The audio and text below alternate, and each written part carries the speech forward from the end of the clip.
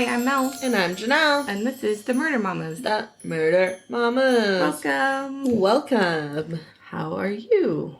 Living the dream. Living the dream. Living the dream. Yeah, us too. Just chilling at the pool.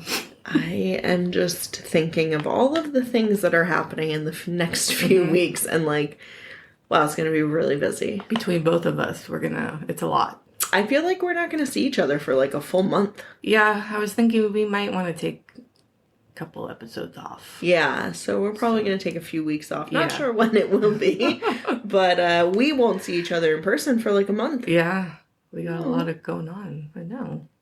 That's okay. Sad I'll just face. send you pictures of me all the time. Sad face.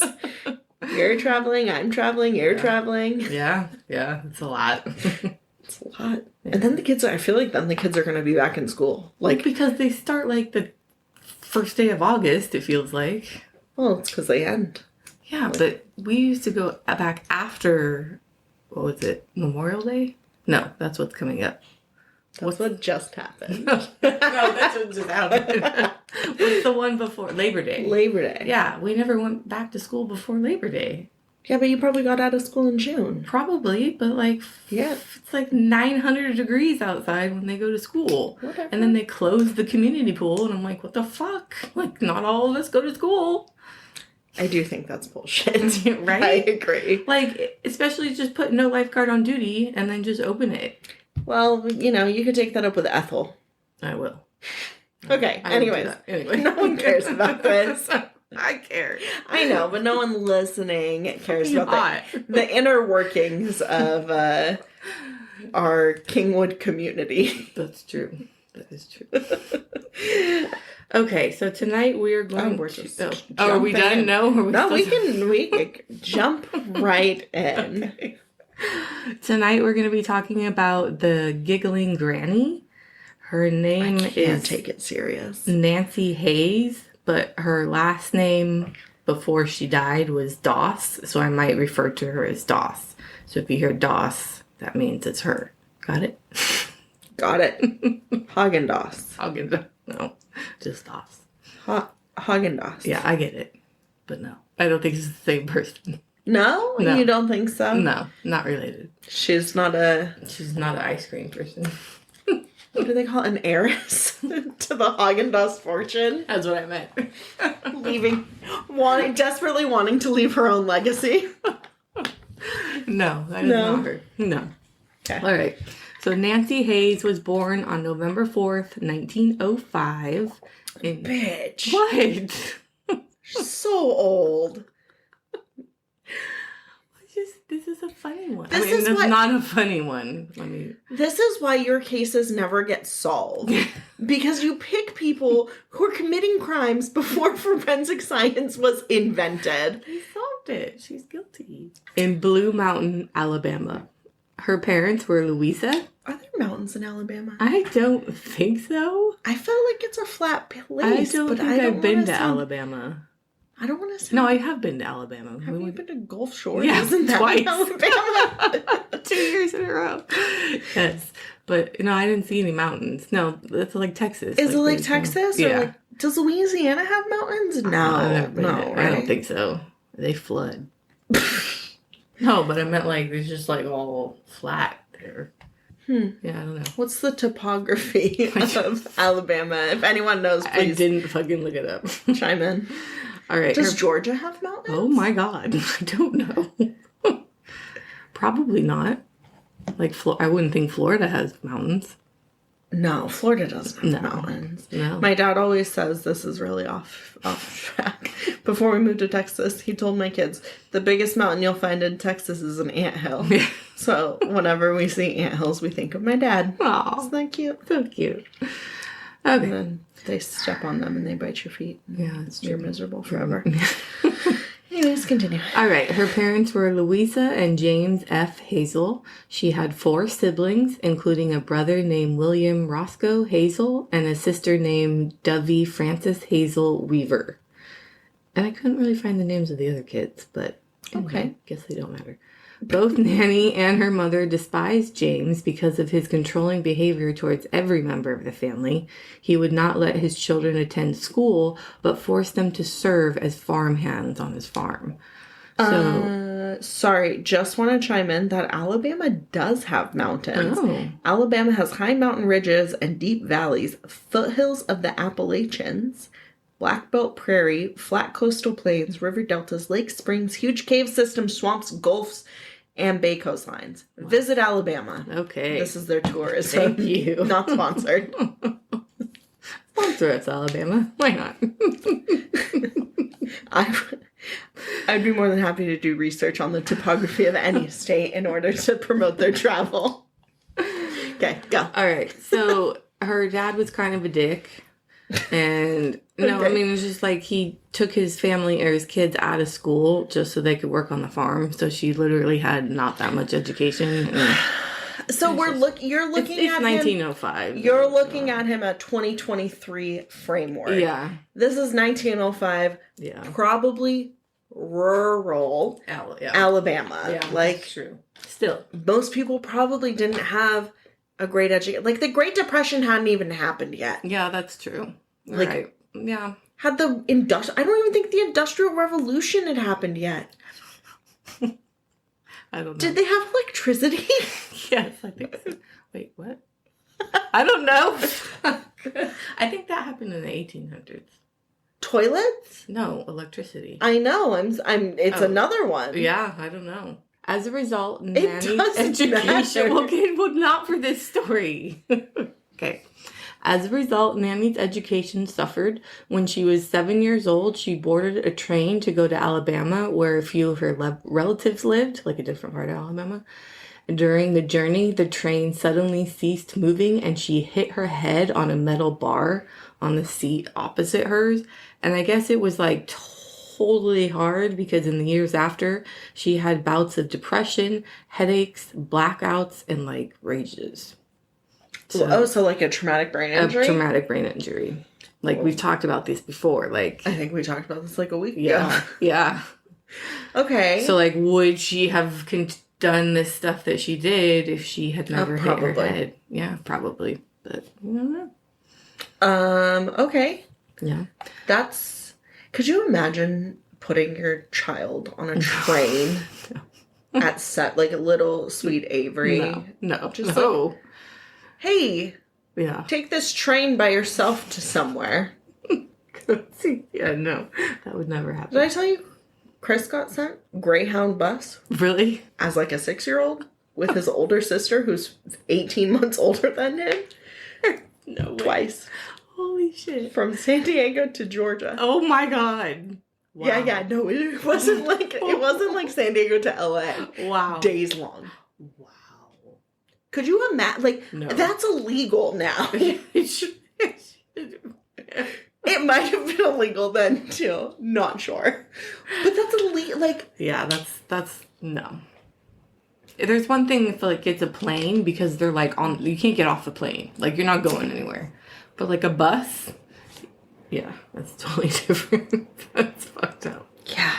All right. By the time she was a teenager, Doss dreamed of living an idyllic life with her future husband. Reading romance magazines, especially the, quote, Lonely Hearts column that was in the newspaper, took up much of the young lady's spare time. Dude, I'm just imagining this being like a romance that, like, she showed her ankle. Yeah, I know. It's really and his heart was a flutter. It's true. Not like the kind of romance you get now. No. Where it's a... Yeah. Wham bam. Thank you, ma'am. Throbbing member. Oh my God. Okay. Perhaps she used the romance magazines as an escape from her abusive father while her mother turned a blind eye. Despite James forbidding Doss and her sisters from wearing makeup and attractive clothes in fear of molestation, it happens on several occasions anyway. He also did not allow them to attend any dances or other social events. How not controlling at all. Yeah. And very healthy. Right?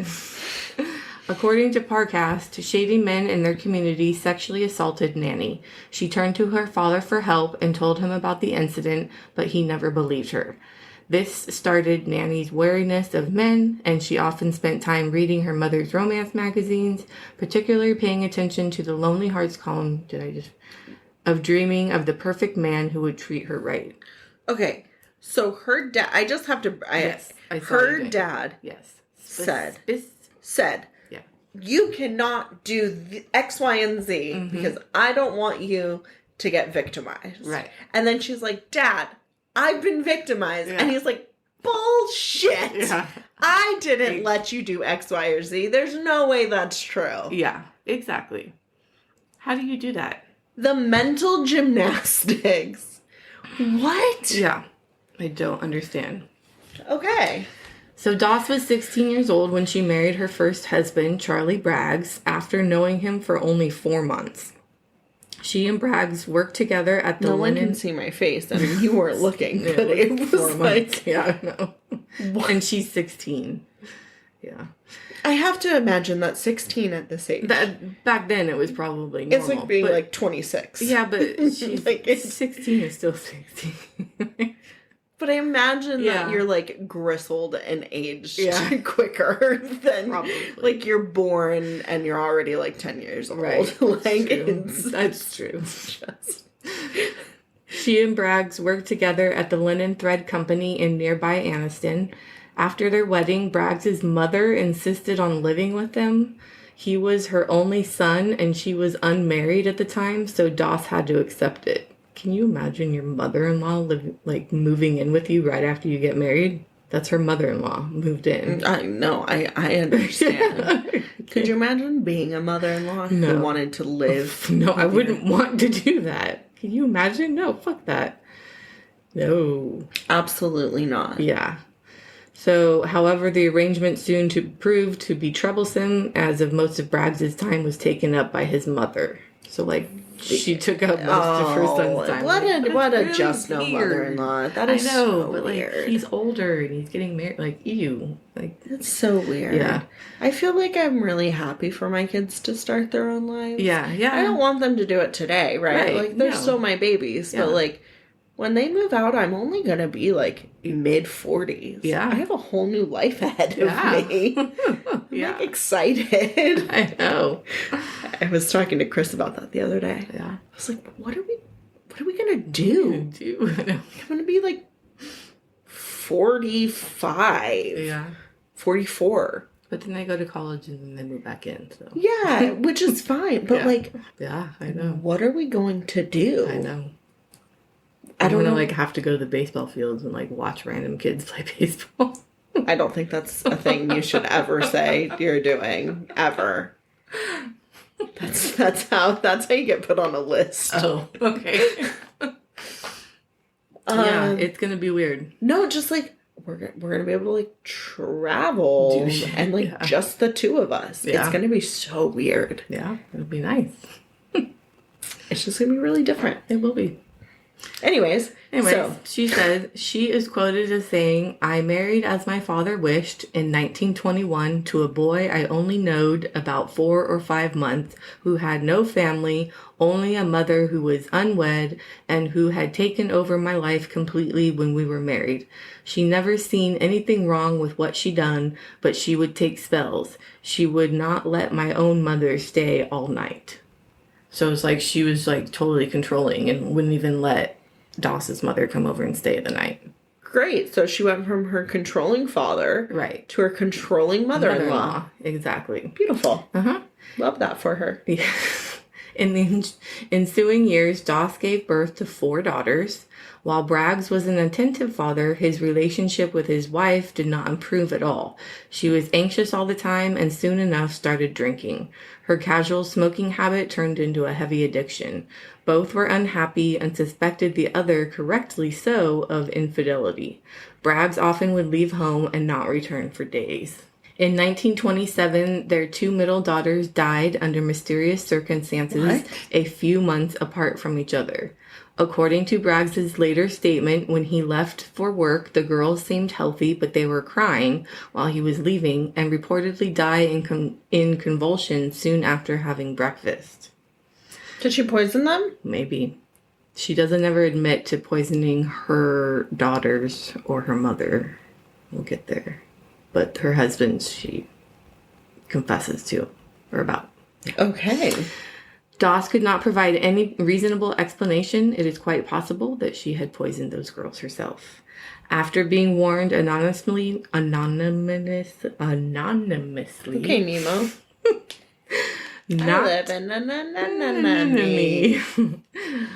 Not to eat anything his wife prepared, Bragg fled their home, taking their eldest daughter, Melvina, with him, but leaving Florine, their youngest daughter, behind. He had the dubious and unfortunate distinction of being the only husband that Doss did not murder. Why did he leave his youngest child? I think he left the youngest child because she was still breastfeeding. And, like, he didn't know what to do with it. Like, she was like a baby. She was like a baby. Yeah, like, Melvina was young, but, like, she was like a baby. And there probably, like, wasn't formula at that time. I would assume that they were all breastfed. Jesus Christ. Yeah. My grandma wasn't even born yet in this timeline. I think my grandma was born in, like, 1919 or something. My grandma was born in, like, 1930-something. Oh, yeah. Am I lying? I don't know. Fuck, it feels like I'm lying. I have no idea. Wrong. Okay, I'm older than you, so. That is true. Yeah. In the summer of 1928, Braggs came back with Melvina and a new love interest of his own who had her own child. He and Doss divorced soon after, and she and her two daughters moved in with her mother. So he gave her daughter back? Yes. Because she had a new love interest and she had her own child. Okay. So that they moved in together and just gave the kids back. Yeah. You know, because they're not people who have feelings or emotions or... No, it's cool. Cares. It's just... Yeah. Their possessions. Yeah. Pretty much. How healthy.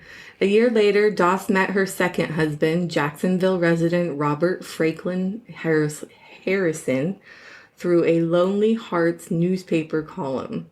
He courted her with poetry, she wrote passionate letters, and sent him a cake and a photograph of herself. They got married later that year. Okay, I know he ends up dead, but that's actually really cute. Isn't it cute? It's like a Craigslist misconnection. Yeah, it's great. Yeah, totally. For back then. Yeah, so I know it's sweet. I used to like reading misconnections. I never wanted them, but it was always like... I always read it was so fun to read. It was. They got married a year later. She was a year older than he was. However, the relationship had several issues right from the beginning, mostly due to Harrelson's alcoholism and violent temper.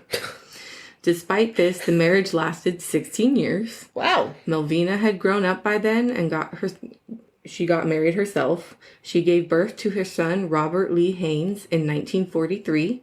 2 years later, she and her husband had another child, this time a daughter.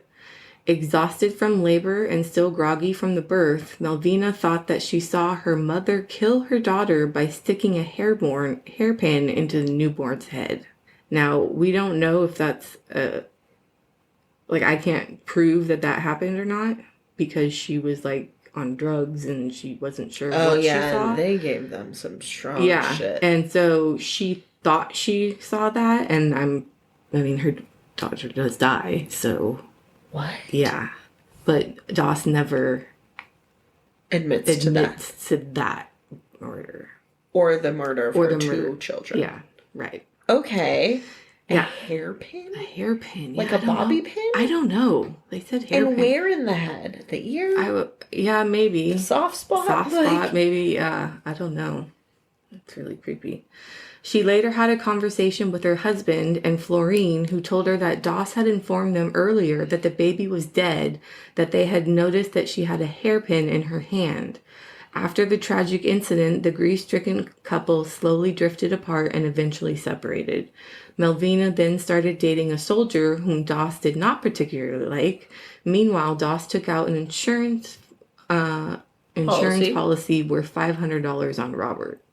So she's taking, the big bucks. Back then. And then it's like, why are you taking it out off Robert? Like, that's her grandson.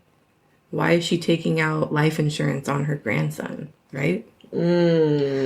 One day, Melvina had a particularly unpleasant argument with her mother and went to her father's house to stay for a while.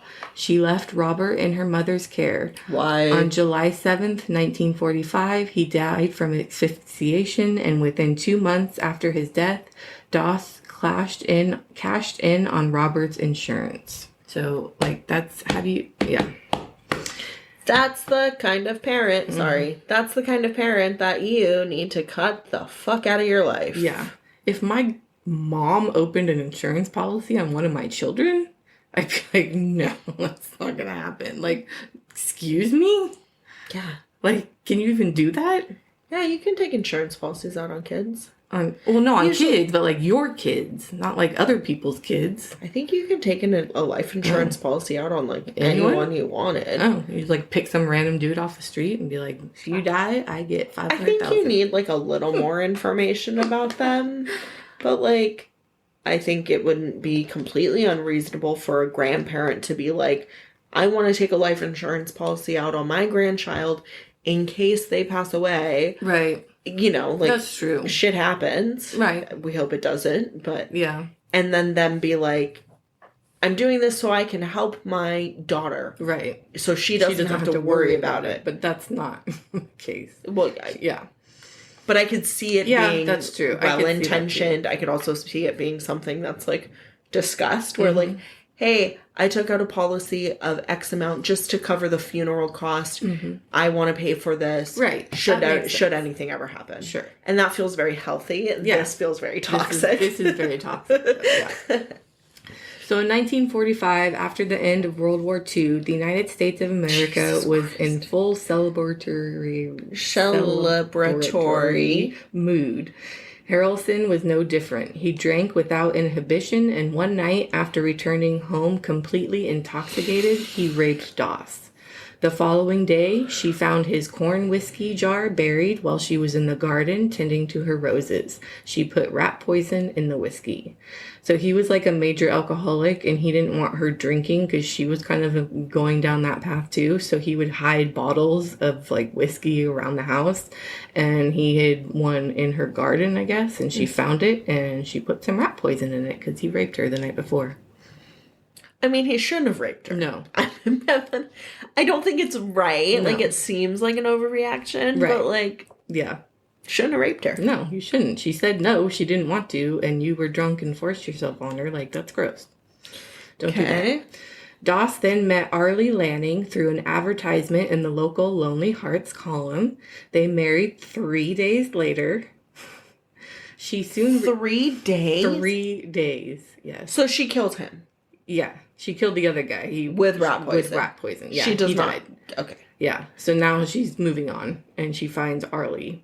She soon realizes, however, that Lanning was an alcoholic womanizer like Harrelson. This time it was Doss who often vanished for prolonged periods. Whenever she came back, she played the role of doting wife, though. So, like, she would go off on her spell and do, like, her thing, which she was, like, cheating on her husband with. But whenever she came back into town, she made it seem like she was the perfect wife, doting on her husband, cleaning, feeding him, doing all this, taking care of the kids and the grandkids. So, like, everybody in town thought that she was this, like, really loving, kind person. So, like, nobody realized, no one had put two and two together. Like, they realized one of her husbands had died, but they didn't think anything of it. Like, it's just like, oh, he died one day because he was an alcoholic. Like, he was drinking too much. This is in the 20s. Like, you know, just not. I mean, everyone has, what, 5th grade education? Right. Like, so it's not like, yeah. I'm not holding them to a very high standard, if we're being honest. Right. Okay. Yeah. So while in North Carolina... Also, sorry. Yeah. If you continuously meet, like, shitty alcoholic abusers from this, like, love column in a newspaper, like... Maybe not use that one. Maybe, like... Yeah, like, maybe it's time to look for a different way. Like, I know Tinder's not out yet, but, like... There has to be something. Go to the grocery store and flirt, or church and flirt with people. Like, look a little confused at a train station. Yeah, like, I don't know. There has to be something else. Yeah, you would think. So while in North Carolina, Nannie led the public life of a respectable married woman and became an active member of the local Methodist Church. She also garnered a great deal of sympathy from neighbors as her husband's frequently town prostitutes was common knowledge. So, like, he was going around... So he's boinking sex workers, and everybody knew about it. Are we not allowed to say the word prostitutes? We're not allowed to say prostitutes anymore. Oh. Yeah, it's not a good thing. Is it? Although I listened to a podcast where cops are the ones that are telling we've had this and they say prostitute because that's their word for using it. So I feel like we've had this exact we have, conversation. and I'm sorry, but we're still learning. It comes out. I'm sorry, but yeah. Okay, so when he died after several days... But hold on. What? Can we go back to the prostitute sex worker? Right. Because a sex worker is anything, right? Like, it's an escort. It's someone who does porn. Yeah. Like, so wouldn't it be, like, the umbrella term, but, like, you can sort of, like, drill down a little bit and be, like, a prostitute? But I think we're only supposed to say sex worker now. Like, prostitute with zero distinction? Yeah. Oh. I think. If anyone knows the answer to this, please let me know, because I'd love to use the correct verbiage. Yeah, but I just want to be more specific. Right. I think. Yeah. Because to me, saying sex worker is like a very big umbrella term. That's true. And I think sometimes stories need more understanding and like clarification of what you're actually talking about. Mm-hmm. So that makes sense. Yeah. Anyways, if anyone knows, and or I might finally do some research on it. So when Arlie died, after several days of vomiting, dizziness, and other symptoms, his grieving widow was treated with kind gestures, not suspicion, even after she told friends and neighbors that her husband was fine until she fed him a breakfast of prunes and coffee. Yum. Yeah. When Nannie learned that her late husband had willed their house to his sister and not her, she's pissed. She did not know that. The widow packed up, they say this a lot, she packed up her television and drove out of town. And there's another time where it's like she packed up her TV and she left. I'm like, is she really attached to that TV? I mean, I just thought it was really funny. They mention it several times. That's like a big thing. It is back then too, like, but they were like big and heavy too, I think. Yeah. It takes up all the space. Who needs clothes when you got a TV? So within hours of the house, the house was nothing but ash and cinders. Nannie went to stay with Arlie's mother in a neighboring town. A few weeks later... Did she burn it down? A few weeks later, the insurance check for the fire arrived, made out to Arlie, and by will of the property of his sister. But before the sister got her check, Arlie's mother suddenly passed away. Nannie cashed the check illegally, once again packed up her television, and left town. She returned to Alabama to nurse her sister Davy, who suddenly and mysteriously died soon after her arrival.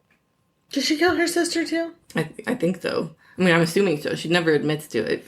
She never admits to doing her family. She just admits to her husband's. Okay. Right? Despite 3 disastrous attempts at matrimony, Nannie was apparently still romantic at heart. In the early 1950s, she paid a $15 fee to join the Diamond Circle Club, a correspondence dating service. Oh. This shit's been around for a long time. What growth? Yeah. She found Tinder. Yeah, she found Tinder of the 1950s. She found husband number 4, Richard Morton. Match.com. I don't know which one you have to pay for. I don't know. I've never really use them. Never been on one. I don't want to be on one. No, I'm done. Okay, so the fact that you and your husband both got your anniversary wrong is...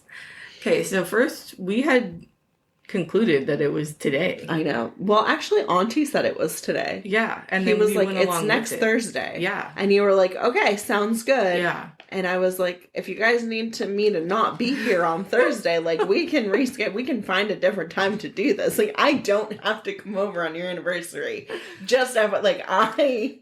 And you guys were like, "No, we're not going to do anything." No. And then I wake up, and then I was like, 15 years. oh, it's fucking today, not tomorrow. But then I was like, I think I saw him like 2 hours yesterday. Like, he got up and went to work, and then he got home. Was it yesterday or the day? Yesterday. It was yesterday, Wednesday. Okay. Yeah. And then he got home 15 minutes later. He took Preston to his game. Half an hour later, I took Connor to his practice, and we both got home after 10, and then went to bed. So I was like, yeah. Welcome to 15 years of Welcome marriage. to 15 years of marriage. Okay. So she found husband number 4, Richard Morton, through the service. The retired Kansas salesman was a marked departure from his predecessors.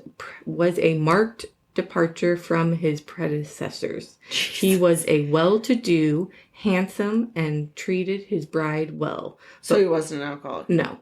But within 2 months of saying her vows, Nannie was already trolling for her next husband in the town's newspaper personal advertisements. Jesus Christ, what is wrong with this woman? A lot. In January 1953, Doss's mother, Lou, moved in with them, and after her husband's death.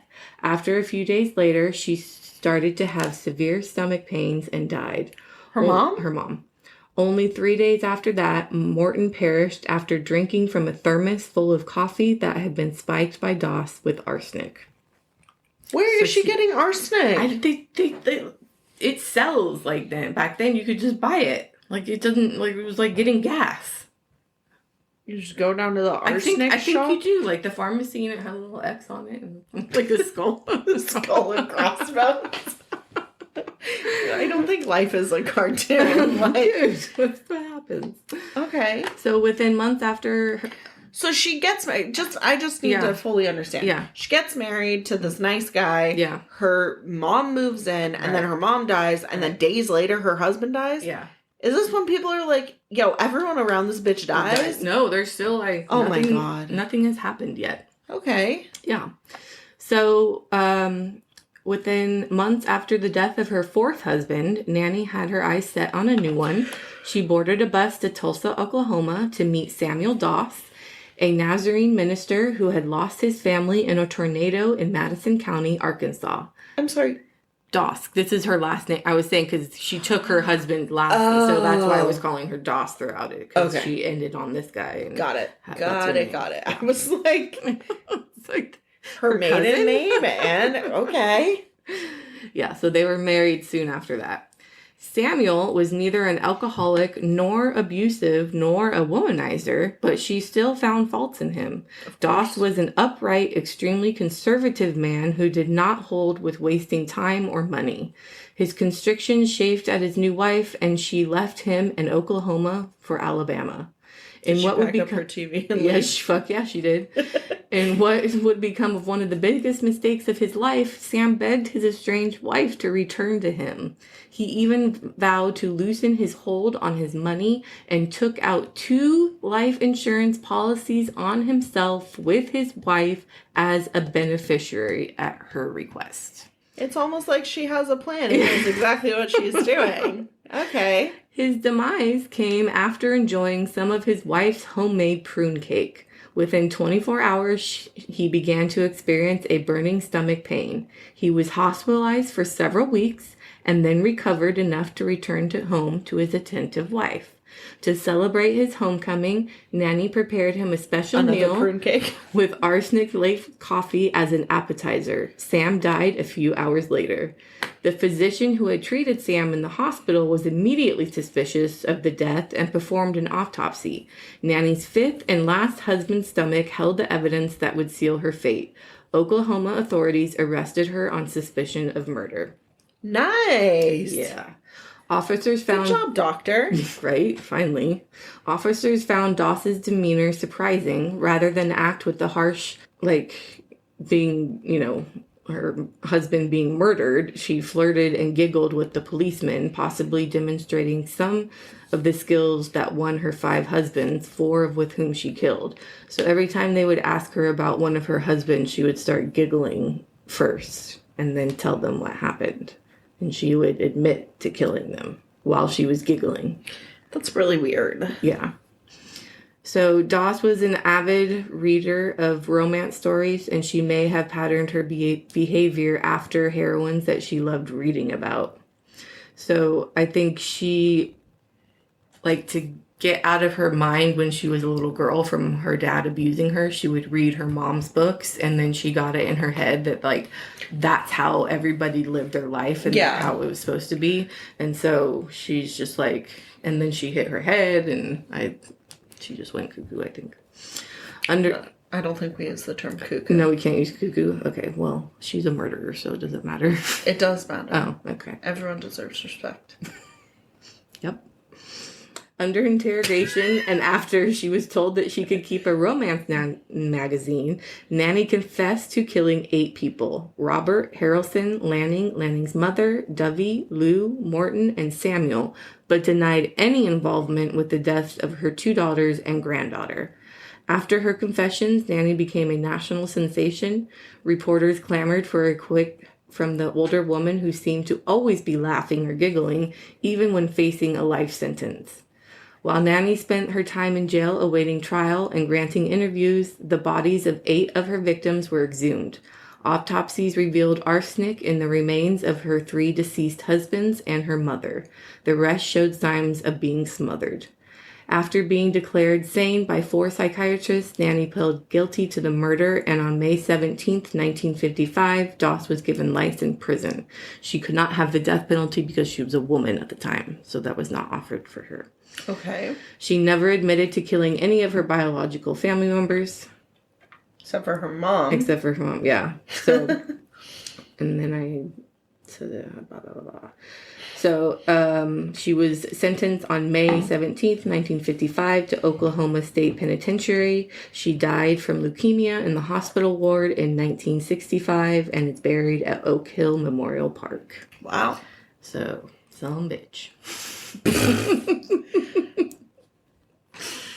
It's crazy, huh? It's crazy to think that, like, had there been a different doctor that time or Sooner, like anything. No. When she got caught, right? Right. Like, had there been a different doctor treating him, like, maybe she didn't get caught. Yeah. He was just like, no, this guy got better. Like, why is he back in the hospital? Yeah. Wow. Yeah. Crazy, huh?